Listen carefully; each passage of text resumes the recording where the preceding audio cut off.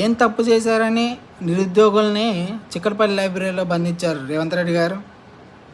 మీరు ఎన్నికల్లో హామీ ఇచ్చినట్టుగా 2 లక్షల ఉద్యోగాలు ఇవ్వమంటాం వాళ్ళు చేసింది తప్ప, లేకపోతే నిరుద్యోగ భృతి ప్రకటించమంటాం వాళ్ళు చేసింది తప్ప, లేకపోతే జాబ్ క్యాలెండర్ ప్రకటించమంటాం వాళ్ళు చేసింది తప్ప.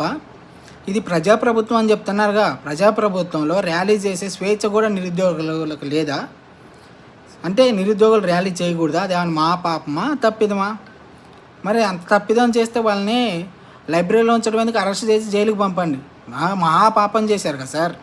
మీ ప్రభుత్వాన్ని ప్రశ్నించడం మహాపాపం, మీ ప్రభుత్వానికి వ్యతిరేకంగా ర్యాలీ చేయడం మహాపాపం, ధర్నా చేయడం మహాపాపం కదా సార్. ఏదో ఈ ప్రభుత్వాన్ని ఏరుకోరి తెచ్చుకుందే నిరుద్యోగులు కాదు. ఆ రోజు బీఆర్ఎస్ ప్రభుత్వం నోటిఫికేషన్లు ఇవ్వట్లేదని కదా కాంగ్రెస్ పార్టీకి సపోర్ట్ చేసి కాంగ్రెస్ ప్రభుత్వాన్ని తెచ్చుకుంది ఏరుకోరి. ఇలా కాంగ్రెస్ ప్రభుత్వం తెచ్చుకున్న తర్వాత 2 ఏళ్లలో మీరు చేసింది ఏంది? ఎన్ని నోటిఫికేషన్లు ఇచ్చారు? నిరుద్యోగులు ఏళ్ళగా ఎదురు చూస్తున్నారు. తెలంగాణ వచ్చిన కాడిచి మన నీళ్ళు మనకి, మన నిధుల్ని మనకి, మన ఉద్యోగాలు మనకంటే నమ్మి తెలంగాణ ఉద్యమం చేస్తే ఈ రోజు వరకు సరైన నోటిఫికేషన్లు.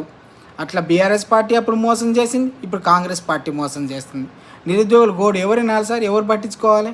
కాంగ్రెస్ పార్టీ ఏం చెప్పింది ఎన్నికల సమయంలో? రాహుల్ గాంధీ ఏం చెప్పింది అశోక్ నగర్కి వచ్చి?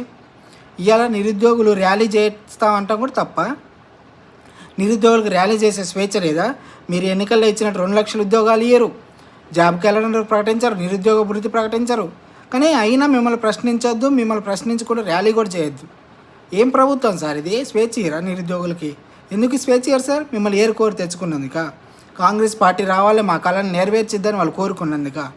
వాళ్ళు చేసిన అంత తప్పేం చేశారు సార్? వాళ్ళని లైబ్రరీలో బంధించేంత తప్పేం చేశారు సార్? ఈ ప్రభుత్వంలో నిరుద్యోగులు ర్యాలీ చేసే స్వేచ్ఛ కూడా లేదా? వాళ్ళు ఏం పాపం చేశారు సార్? ఉద్యోగాలు ఏమంటాం పాపమా? నిరుద్యోగ భృతి ప్రకటించమంటాం పాపమా? ఏం పాపం చేశారు సార్? వాళ్ళని ఎందుకు సార్ ఎట్లా చేస్తున్నారు? ఇదేమన్నా న్యాయమా సార్? మీరు అసలు నిరుద్యోగులకు హామీ ఇచ్చినట్టుగా 2 లక్షల ఉద్యోగాలు భర్తీ చేయని వాళ్ళు ఎందుకు ర్యాలీ చేస్తారో, ధర్నా చేస్తారో చూద్దాం.